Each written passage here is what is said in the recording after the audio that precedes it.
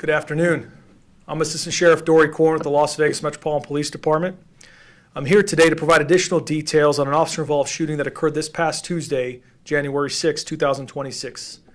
Please note we're still early into the investigative process, and as such, some of the details may change as we collect more information. This is our first officer-involved shooting for this year, and it is our first fatal officer-involved shooting. At this time last year, we did not have any officer-involved shootings. The location of this incident was at an apartment complex near the 9200 block of West Russell Road. You can see an overview of the scene to my left. The officer involved in this incident is Tristan Taylor. He is 28 years old and has been with LVMPD since 2024. Officer Taylor is currently assigned to Summerlin Area Command, which is a part of our Community Safety Division.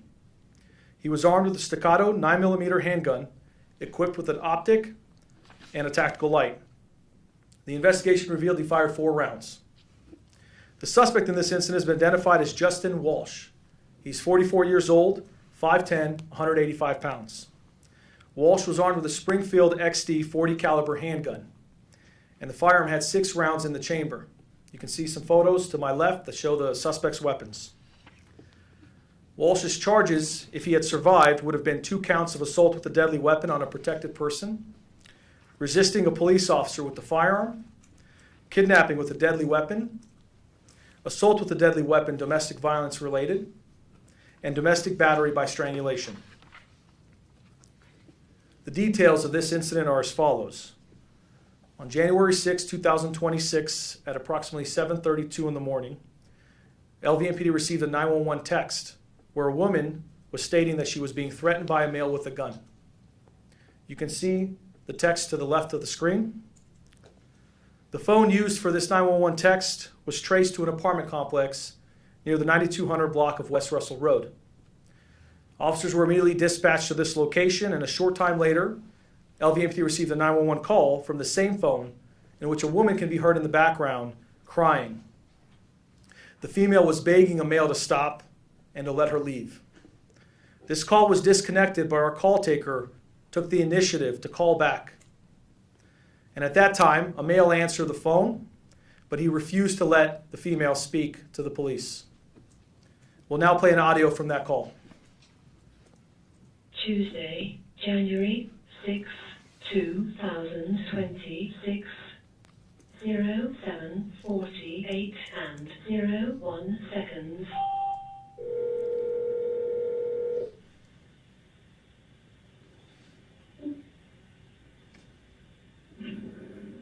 Hello? Hello, this is Metropolitan on our line. Hello? No. Hello? Sorry? Hi, this is Las Vegas Metro. Okay. Did you call in? No. I'm sorry. It was a mistake. Who is that in the background? What is that in the background? Yeah, why is the woman crying? She's not crying. Can I talk to her? You can absolutely talk to her.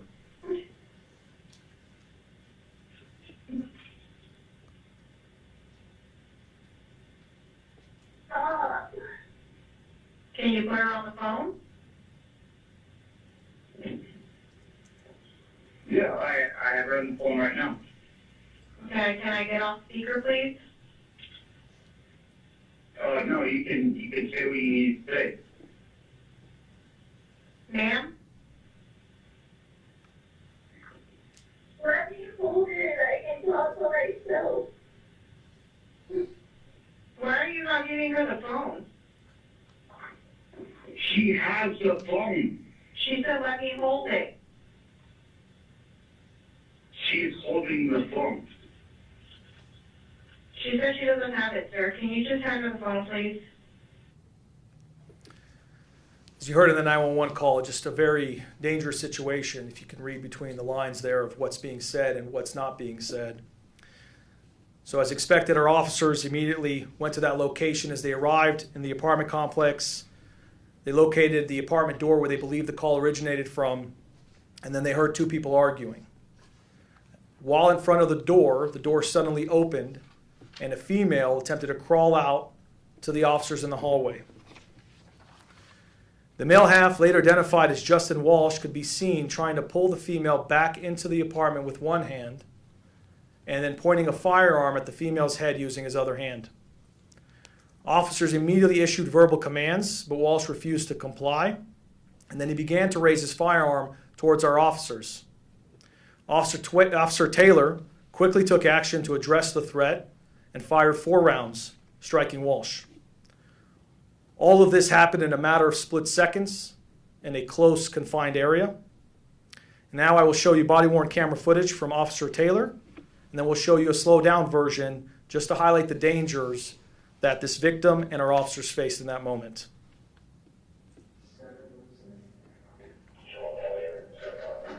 Hey, put your hands up! Put your fucking hands up!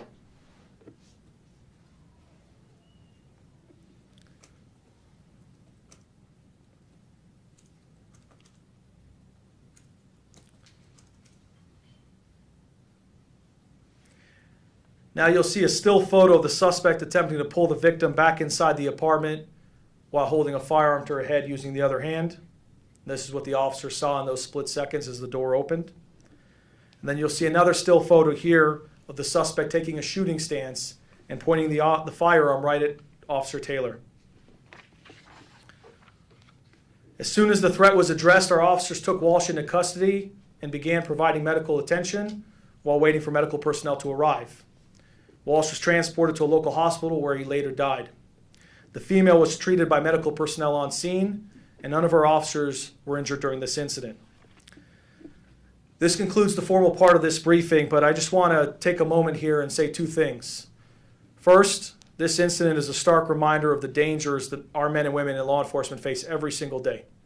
And it's also an important reminder of the courage, the professionalism, and the decisiveness that our officers demonstrate in a moment where really seconds matter the most and where lives are on the line. Our call taker and dispatcher were persistent. They made sure that they called back on a 911 disconnect, and they made sure that they were asking questions to identify a dangerous situation.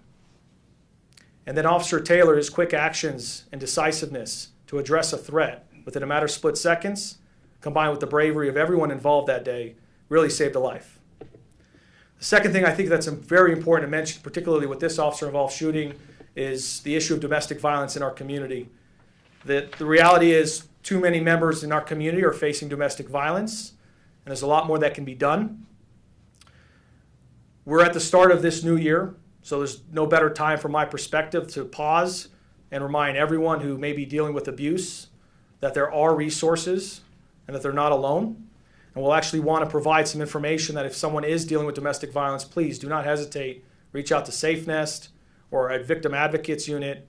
And we're asking you in the media to take the effort to really put it out there. Let's start this year out with trying to reduce domestic violence, because bottom line, early intervention really does make a difference. And Sheriff McMahill has made it very clear that one of his ongoing priorities is to reduce domestic violence and crime as a whole in any way we possibly can. So I think we can start with messaging out the right information to get people help when they need it. With that said, I can take some questions. Assistant Sheriff, do we know if there was any similar calls prior to this incident at that apartment? At this time, no. There was no indication that there were prior calls for service or prior indication that this couple was having other domestic violence incidents at this time. But as I mentioned earlier, it's early into the investigation process, so some things may change as we recover more information. Outside of Officer Taylor, do we know how many officers in total arrived at that apartment? So I can tell you, Officer Taylor was one of the officers. There were 3 additional officers and a sergeant that were there pretty quickly right when the incident unfolded. 4 in total? 4 in total, including the sergeant. When it comes to incidents like this, is this what Metro Police train for when they're at the jetty, opening a door and quickly having to decide whether or not to fire? So the question is, when it comes to incidents like this, is this what our police officers train to do, particularly at the jetty, our training center that we recently built? And the short answer is yes. They go through a variety of training exercises to include situations where they have to react very quickly in a matter of split seconds and make a decision. They do go through those kind of training scenarios, and I think you can see in this case an officer that just hired on in 2024, so has been on really only a couple years now, and he performed really well in dealing with a threat that not only he faced, but that the victim faced right in that moment.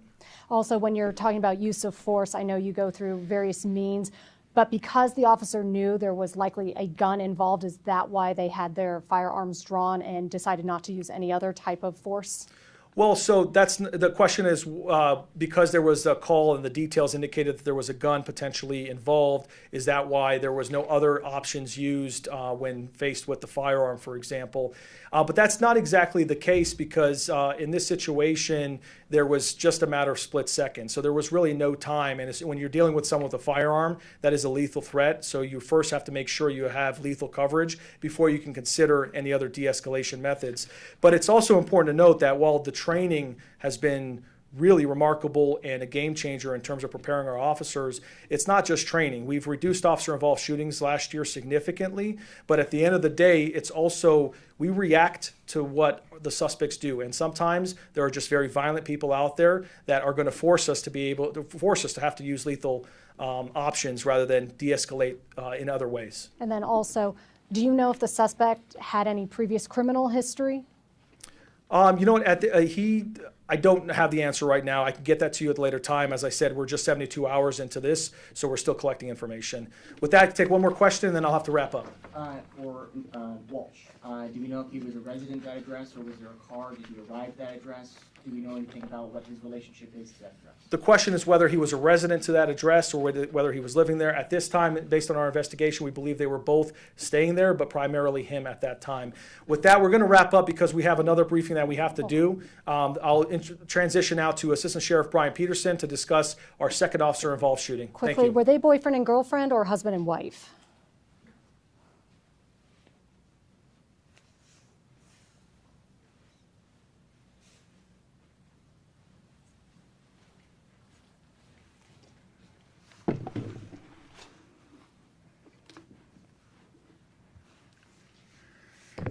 Good afternoon. I'm Assistant Sheriff Brian Peterson with the Las Vegas Metropolitan Police Department. I'm here today to provide additional details on an officer-involved shooting that occurred this past Tuesday, January 6, 2026, involving a deputy constable. These deputies fall under the purview of Clark County, but are overseen by LVMPD and led by a commissioned captain. They are responsible for the service and execution of civil orders issued by the court to include evictions. Please note, we're still early in the investigation process, and as such, the details may change as we collect additional information. This is the second officer-involved shooting this year, and the first non-fatal. At the same time, in 2025, we did not have any officer-involved shootings. The location of this incident apartment complex at the 6600 block of South Sand Hill Road. You can see an overview of the scene to my left. The Deputy Constable Sergeant involved in this incident is Mark Roosh. He is 63 years old and has been with the Constable Bureau since 2017. Sergeant Roosh is currently assigned to the office of the ex-officio constable of the Las Vegas Township, which is part of LVMPD Detention Service Division. He was armed with a Glock 22C 40 caliber handgun.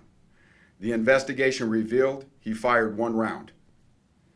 The suspect was identified as Victor Vondrasek.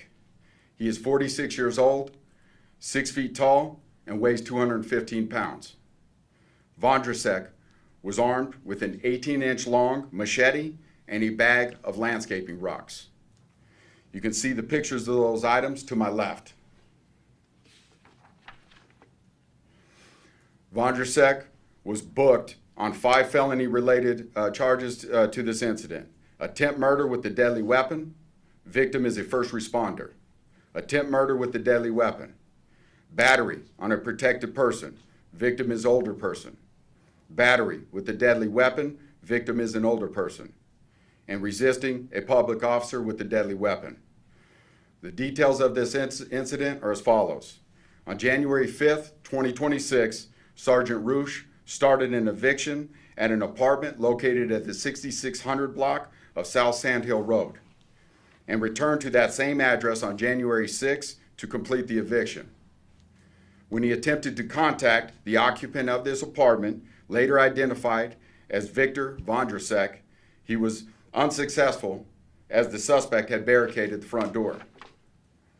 An apartment complex employee retrieved a ladder to climb up to the second floor to get into the apartment. As the employee climbed onto the balcony, Vondrasek crashed through the sliding glass door, armed with a large machete, and slashed the apartment worker's neck. Sergeant Roosh heard the screams coming from the balcony and quickly climbed the ladder to the second floor. As he reached the top of the ladder, Vondrasek attempted to stab Sergeant Roosh with the machete, but it went into his uniform shirt and got stuck. Here is a photo of the top of the machete stuck in his uniform. You can see the orange handle at the top. And in the second photo, you can see the blade of the machete made it all the way to the bottom of Sergeant Roosh's undershirt. As Sergeant Roosh climbed over the balcony to assist the apartment employee and take the suspect into custody, Vondrasek kicked him in the head and grabbed a bag of large landscaping rocks, striking him in the face. Sergeant Roosh then discharged his firearm towards Vondrasek, striking him. LVMPD patrol officers arrived a short time later and took Vondrasek into custody and rendered aid to the apartment employee while requesting medical personnel. As you know, when LVMPD launched the body-worn camera program, we made it a priority for all patrol officers to receive these cameras. The constable's office is currently in the process of getting them. This is why there is no body-worn camera for Sergeant Roosh today. So I will now play body-worn camera video from one of the first LVMPD officers to arrive on scene. You will see Sergeant Roosh coming down the stairs from the suspect's apartment with the machete still in his shirt.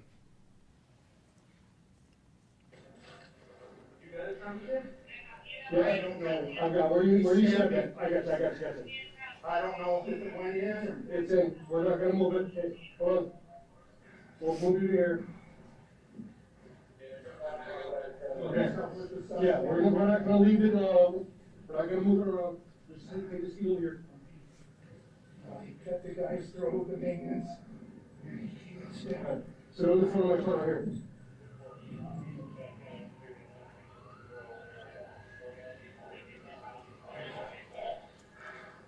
Do you have the knife on you? I do. All right, don't move. Yeah, someone in Cut your shirt off, okay? Don't move around, I don't know what's inside you around. Watch yourself. Don't look down. Here, one button. I got it. One button, it zips down. Oh, perfect. One button. And I got this. Try not to move around, don't move around too much. Don't look down. Take a seat right here. I don't know if it made it in. Medical personnel arrived, transported Sergeant Roosh, the apartment employee, and Vondrasek to local hospital. Sergeant Roosh was treated for a broken nose and minor cuts to his head and torso area. The apartment employee is currently still listed in critical condition. This concludes our briefing. I can now take a few questions. Assistant Sheriff Peterson, when it comes to these types of incidents, has Metro Police ever wanted to accompany these deputy constables to serve an eviction? And will you consider that moving forward? So, thank you, Kristen, for the question. In reference to that, it really depends on the circumstances that we're dealing with in the intel, as into every case that our officer or constable is responding to. Obviously, on this case, I don't know what the constable and the details of the suspect at that time he had, but he didn't feel it was sufficient to have officers there, so he made the choice. And unfortunately, this was the outcome, but as you see, the officers arrived relatively quick. We're able to get medical there, give medical attention to our victim, to the suspect, and get also our constable transported to the hospital. And do you know his previous history with Metro Police, the constable? Yes, the constable actually was a former LVMPD employee. He was hired in 1992. He retired in 2015, and then he was hired by the constable's office in 2017. And then in 2024, June of 2024, he was promoted to sergeant. Do you know why Vondersack was being evicted? I do not have that. Do you know if he had any previous evictions? I do not know that. Have the police ever been called to that apartment before? At this time, we're still early in the investigation. We will find that out, but at this time, I don't know that. And do you know the status of Vondersack? Vondersack he's been worked on, he's good. Okay. Assistant Sheriff, we had 2 OASs and a barricade all at the same time. On the 6th, we saw Metro really have the resources flexed. Can you speak at all to the stresses upon Metro and the response and what we saw on the 6th? It was quite something. Yeah, so it was quite something, but that is police work. It's an inherently dangerous job that our officers are trained at the highest level to deal with, and we understand that critical incidents are going to come, and we're going to take them as they come. We have the resources to deal with them, and as you see, unfortunately, we had an officer, a constable injured that day, and then an innocent citizen injured that day. But again, we dealt with it, and at this time, they're both okay. That'll be the last question. Hi, Jacqueline from.